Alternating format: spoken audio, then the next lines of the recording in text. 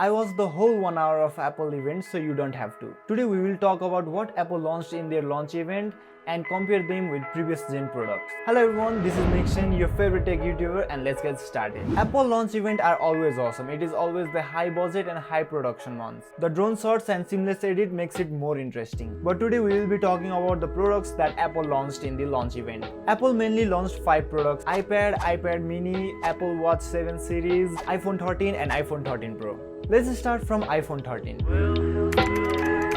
iPhone 12 and iPhone 13 are almost the same phone. If you have iPhone 12 and are planning to upgrade on iPhone 13, then I will suggest you not to, as iPhone 13 only has one improvement over iPhone 12.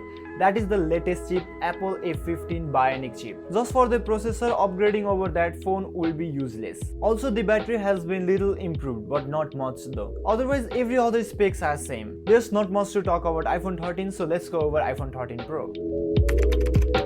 I'm much excited over iPhone 13 Pro than iPhone 13, as iPhone 13 Pro finally came with 120Hz refresh rate. And also it is an adaptive screen. That means whatever you are using according to the screen content, the refresh rate will either decrease or either increase up to 120Hz. Not only the refresh rate, but also the screen has got a little brighter. The iPhone 13 series will come with the latest iOS 15 update and also the latest Apple A15 Bionic chip. Moreover, iPhone 13 has the maximum of 512GB storage and iPhone 13 Pro has the maximum of 1TB storage. iPhone 13 Pro comes with a better camera as well, with the better focal length and as well as with the bigger sensor. The iPhone 13 series was mainly focused on video mode, so let's jump onto video mode. As iPhone 13 does not come with any extra video mode, iPhone 13 Pro comes with ProRes and as well as cinematic mode. According to the videos that I have seen, these cameras are the best camera that I have ever seen in this smartphone. And also with ProRes and cinematic mode, you can unleash your creativity at your fullest. With the cinematic mode, you can literally make your video that is taken from your smartphone look like a video that is taken from a camera, as it uses machine learning that creates a depth map. Let's assume there's one person in the back. What the cinematic mode will do is that it will focus on the back person and literally blurs me. But also at the same time, you can look me, make more focus and make your background person blur.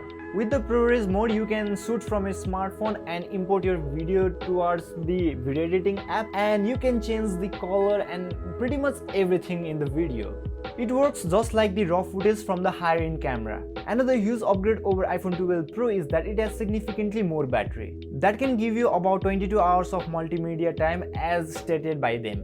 So now let's talk about iPad. The latest iPad comes with A13 Bionic chip and the previous one came with the A12 Bionic. Also, the 2021 model has 12 megapixel selfie camera rather than the previous 1.2 megapixel selfie camera.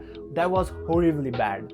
Apple finally released the new version of iPad mini after 2 years, and it has a huge upgrade over it, as the latest iPad mini comes with A15 Bionic chip and the previous 2019 model came with the A12 Bionic chip. Not only that, the main camera and the selfie camera has also been upgraded to 12 megapixel. And the best thing is Apple finally get rid of that lightning port and included USB Type-C. And about the Apple Watch Series 7, I have nothing to talk about it, as I am not the fitness enthusiast and I don't know much about the watch. But the newest Apple Watch doesn't have much upgrade over the previous one, as the only update made is over the screen, which is all curved over the corners. So yeah, this is it for this video, and if you enjoyed the video, don't forget to subscribe and like the video. Also share it with your friends. Don't forget to follow me on TikTok, as I upload twice a day in that platform, and also follow me on Twitch, as I stream most over there.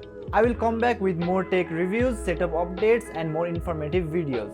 Till then, subscribe my channel and see you guys in the next one.